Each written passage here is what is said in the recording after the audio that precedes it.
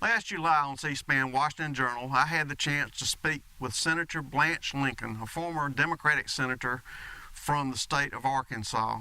There are a couple things I need to clarify. One is that the Vice President of Citibank, who testified before the Financial Crisis Inquiry Commission, testified that 60% of the loans that Citibank securitized in 2006 were bad, and then that number increased to 80% in 2007. I think I got the years off by a year. The other thing is, I'm not really sure that Vikram Pandit directly said that Citibank is too big to fail. He's been quoted as saying very similar comments since then. However, the central premise still stands. Shouldn't a bank that admits to criminal activity before Congress, why haven't they been prosecuted? It's just amazing. Have we lost the rule of law in this country? Because I built a practice, a cost recovery practice that was based on mathematics and the rule of law. And now it looks like we've lost both of those things.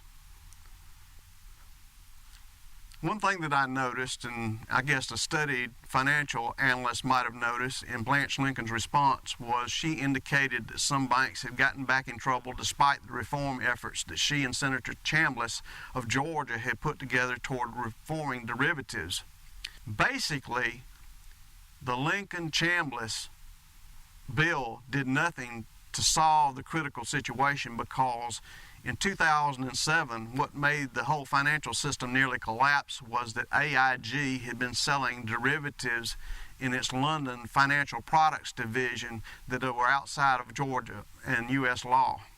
The cure that Blanche Lincoln and Senator Chambliss came up with did nothing to fix that problem.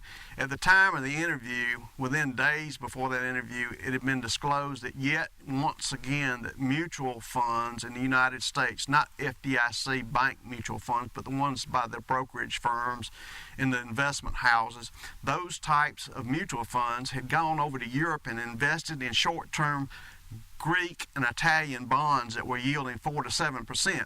Whereas people in this country, frugal savers, get a guaranteed 0.5%.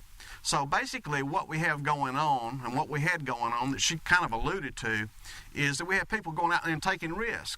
Well, those risks are getting bailed out again. So you can get a guaranteed 7% by buying Greek bonds, short-term Greek bonds, and over here you can only get a tenth of that. And what's right about that? So Blanche Lincoln is very attentive and very attuned to the problem, even though she's now become a Washington, D.C. lobbyist. And I would like to thank you, Senator Lincoln. You were most gracious in your comments toward me, an unknown caller, with some pretty pressing questions. And thank you, Susan Swain, for patiently and diligently getting into this question, which was complicated, as you noted.